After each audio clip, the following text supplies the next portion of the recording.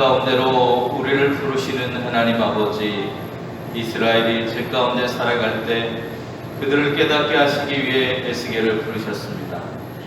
그리고 그들을 깨닫게 하시기 위해 보내셨습니다. 하지만 마음이 굳어버린 그들은 하나님의 말씀도 하나님의 사람도 인정하지 않았습니다. 거칠게 반응하는 그들의 모습에 에스겔은 굳어버리게 되었습니다. 그러나 하나님께서는 그들을 향해 두려워하지 말라 말씀하십니다. 우리가 해야 할 사명은 모든 것을 이루는 것이 아니라 하나님께서 맡기신 것을 행하는 것입니다. 그들이 듣든지 듣지 않든지 하나님의 말씀을 전하라 하셨던 것처럼 때로는 실패하고 넘어진다 하더라도 포기하지 않고 하나님께서 주시는 사명을 감당하게 하여 주옵소서. 모든 주권은 하나님께서 있으며 우리는 하나님의 일을 행하기 위한 도구임을 잊지 않게 하여 주옵소서. 사명을 감당할 때 하나님의 주권과 뜻을 따라가게 하옵소서. 세상을 향한 대변인으로서 하나님을 의지하게 하여 주옵소서. 대통령 선거를 위한 투표가 끝났습니다. 누가 당선이 되든지 국민의 아픔을 이해하고 국민의 행복과 안전을 위해서 일할 수 있게 하여 주옵소서. 증오와 혐오, 편가르기의 모습이 아니라 함께 협력하는 협치를 이루게 하옵소서. 대통령으로서 주어진 사명을 바르게 기억하고 그 사명을 감당할 수 있는 대통령이 선출되기를 소망하고 예수님의 이름으로 기도드립니다. 아멘.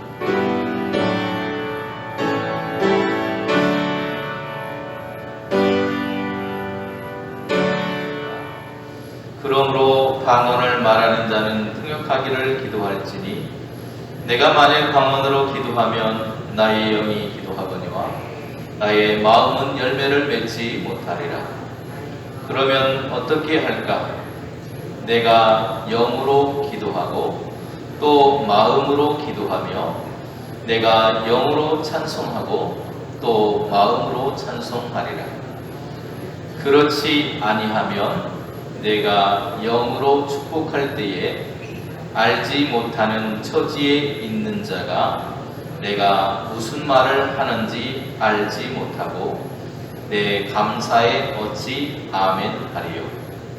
너는 감사를 잘 하였으나 그러나 다른 사람은 덕 세움을 받지 못하리라. 내가 너희 모든 사람보다 방언을 더 말함으로 하나님께 감사하노라. 그러나 교회에서 내가 남을 가르치기 위하여 깨달은 마음으로 5마디 말을 하는 것이 1만마디 방언으로 말하는 것보다 나으니라. 아멘. 지난주에 이어서 방언에 대한 두 번째 이야기를 하려고 합니다.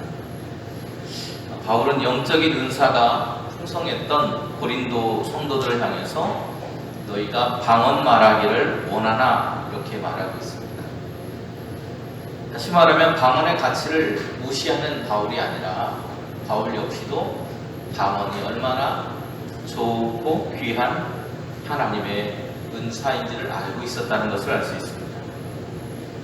그럼에도 불구하고 예언을 더 강조했던 것은 뜻을 알아들을 수 있는 말로 교회의 덕을 세우기 위함이었다고 지난주에 말씀을 드렸습니다. 악기도 분명한 소리를 내지 않으면 그 소리를 인식할 수 없는 것처럼 하나님의 말씀이라고 해서 우리가 다 알아듣는 것이 아니라 통역되지 않는 방언과 같은 것들은 외국말하고 다르지 않습니다. 우리가 외국 사람들이 말하는 것을 다 알아듣지 못하는 것처럼 오늘 하나님의 말씀도 방언으로만 우리에게 들려진다면 우리가 알아들 수 없는 허공에 떠도는 메아리와 다르지 않다는 것입니다. 그렇기 때문에 교회에서 유익을 줄 수 없다 말해도 그것은 틀리지 않습니다. 교회의 덕을 세우기 위해 구하는 은사를 하나님 기꺼이 주신다는 것입니다. 사랑 속에서 교회의 덕을 세우는 일에 오늘 저와 여러분의 은사를 사용할 수 있기를 간절히 소원합니다. 우리는 많은 기도를 드리고 있습니다. 그리고 많은 것을 가르치고 배우면서 살아가고 있습니다. 영적으로 하나님과 나누는 기도가 방언이라고 말할 수 있습니다. 그런데 그 방언이 다 좋은데 약점이 있어요. 우리는 어떤 마음으로 기도해야 할지 이 시간 방언의 그런 말씀을 오늘 주신 말씀을 통해서 방언이 가지고 있는 약점이 무엇인지를 우리도 알고 그것을 보완해 나갈 수 있는 저와 여러분이 될 수 있기를 간절히 소망합니다. 방언은 좋은 은사라고 말씀을 드렸습니다. 그런데 방언 기도는 내가 개인적으로 영성이 성장하는 데는 굉장히 도움이 되는 것입니다. 왜냐하면 방언을 하고 있는 그 순간 하나님과 영적인 교제를 하고 있는 것이고요. 그리고 방언을 하고 있음으로 인해서 내가 하나님의 은사를 받은 사람이라고 하는 것을 느끼기 때문에 그렇습니다. 그런데 우리가 공적으로 드리는 예배, 우리가 흔히 말하는 주일 낮 예배라고 하는 그런 예배 속에서 만약에 그런 방언으로만 기도를 한다면 어떻게 될까요?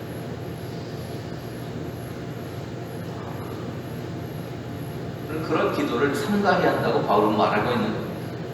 그 이유는 그 기도를 드려도 나의 영성은 성장할지 모르겠지만 오늘 그 기도를 듣고 있는 사람들이 알아듣지 못하기 때문에 열매를 맺을 수 없다는 것입니다.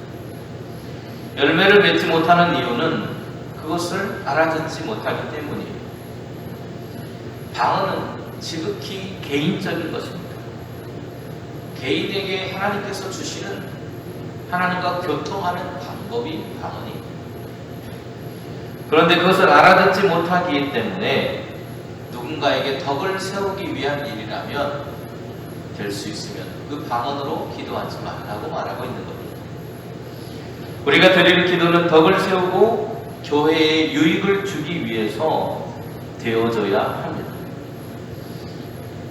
바로 그러기에 알아들 수 없고 유익이 되지 못하는 방언으로만 말한다면 그것으로만 기도한다면 유익되지 못하기 때문에 바울은 그것을 멈추어 달라고 성도들에게 말하고 있는 겁니다. 모두가 알아듣고 우리가 장로님들이 기도하시거나 권사님들이 기도하면 아멘 하는 것처럼 그렇게 나도 그렇게 믿습니다. 나도 그렇게 고백합니다라고 함께 고백이 되어져야 됩니다. 그것이 우리가 드리는 공적인 예배입니다. 바로 그런 예배에서는 삼가라는 것이죠. 오늘 14절 9절 말씀이 이렇게 말하고 있습니다. 이와 같이 너희도 혀로서 알아듣기 쉬운 말을 하지 아니하면 그 말하는 것을 어찌 알리요? 이는 허공에다 말하는 것입니다. 그냥 허공에다 아무렇게나 소리 지르는 것과 다르지 않다는 거예요. 방언이란 약점이 있다는 것입니다. 그렇지만 만일 그 방언을 알아들 수 있다면 얼마나 좋겠습니까?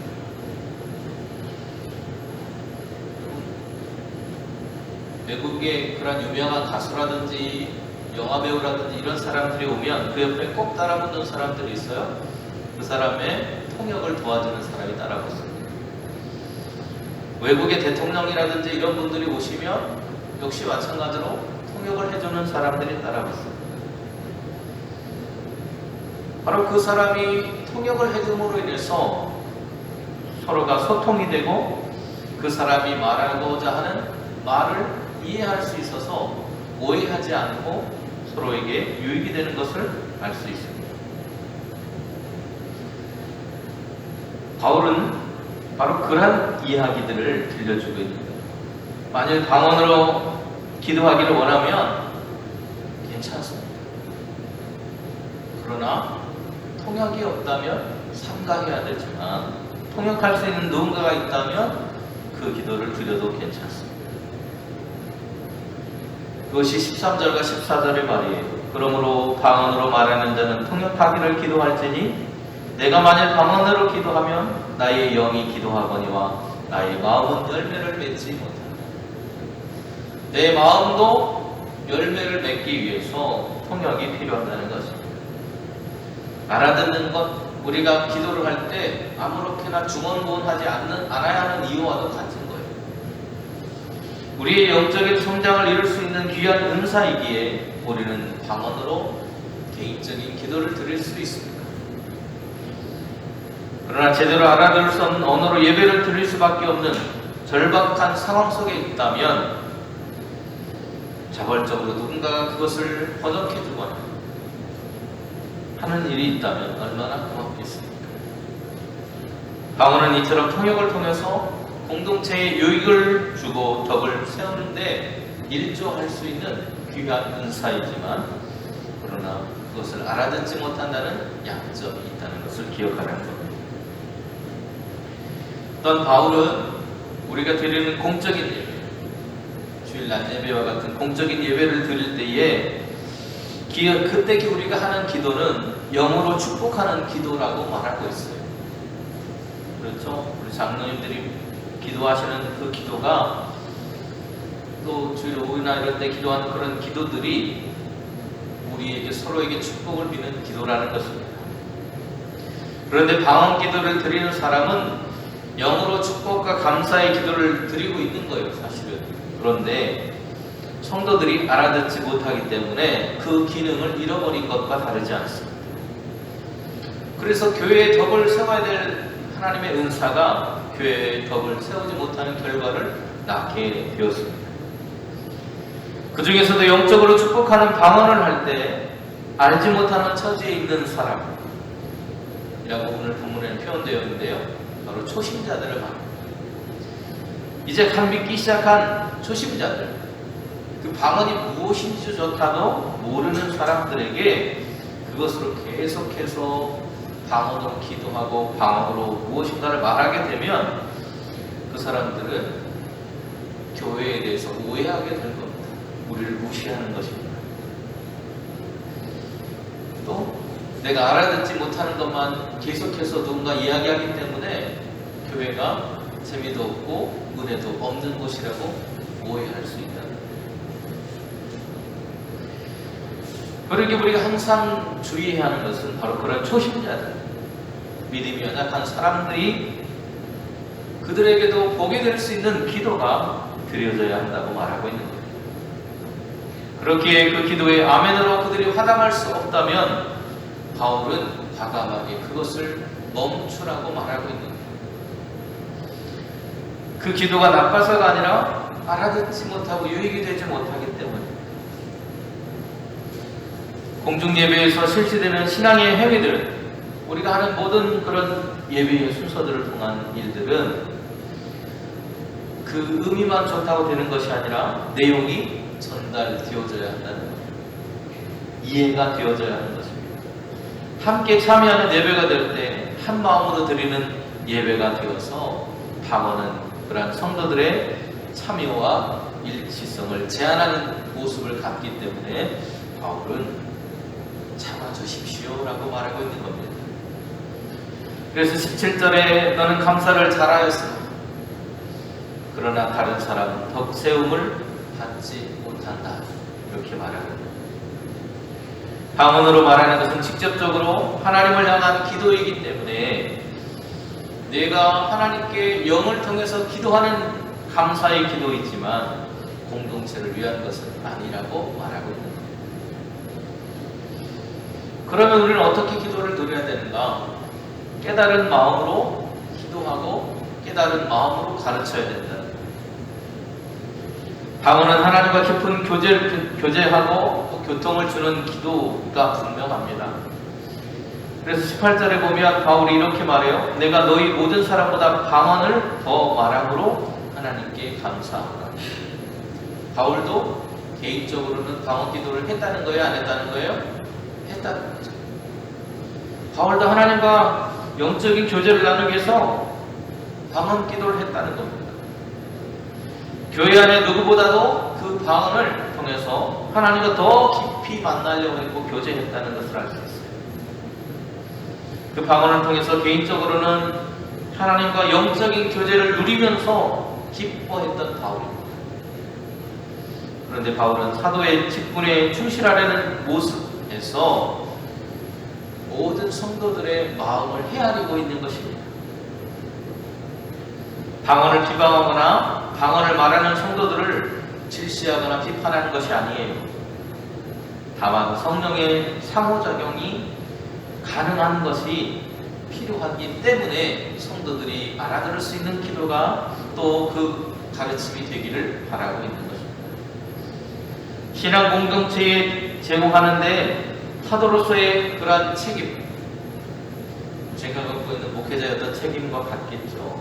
성도들이 알아들을 수 있는 설교, 알아들을 수 있는 말씀, 이런 것들이 되게 하기 위해서 조금 더 쉽게 설명해야 한다라고 하는 그런 것들이 필요하다고 바울은 말하고 있는 것과 다르지 않습니다. 교회에서의 모든 예배는 모두가 공감해 줄 수 있는 예배가 되어야 합니다. 성도들이 공감하지 못하는 예배는 그분에게 마음의 부담을 줄 뿐 유익이 될 수 없다는 거예요. 누군가 그런 마음이 들기 시작하면 공동체가 하나 되는 것이 어려워진다는 것입니다. 그래서 바울은 19절에서 이렇게 말하고 있어요. 그러나 교회에서 내가 남을 가르치기 위하여 깨달은 마음으로 5마디 말을 하는 것이 1만마디 방언으로 말하는 것보다 나으니라. 내가 깨달아서 한마디를 전하는 것이 오히려 말을 많이 하고 방언으로 막 오랫동안 하는 것보다 다른 사람에게 더 유익이 될 수 있음을 말하고 있습니다. 저는 바울은 방언이 개인적인 감사와 영적인 성장을 위해서 필요한 것이라고 하는 것을 부인하지 않습니다. 그리고 누군가 통역을 해줄 사람이 있다면 예언 못지않게 방언 역시도 성도들과 공동체에게 유익을 줄 수 있다고 말합니다. 그러나 그런 사람이 없다면 멈추어줄 것도 단호하게 이야기하고 있습니다.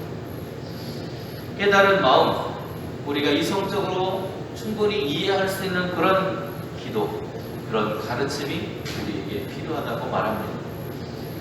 사람이 이해할 수 없는 기도는 허공을 치는 것과 함께 이성적으로 이해된 말로 기도하고 그리고 사람들에게 가르치는 것이 더욱더 하나님이 원하시는 길임을 바울은 기억하라고 우리에게 말해주고 있습니다.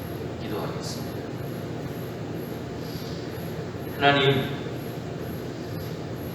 하나님이 주시는 은사는 참으로 좋은 것이고 은혜가 되는 것들입니다.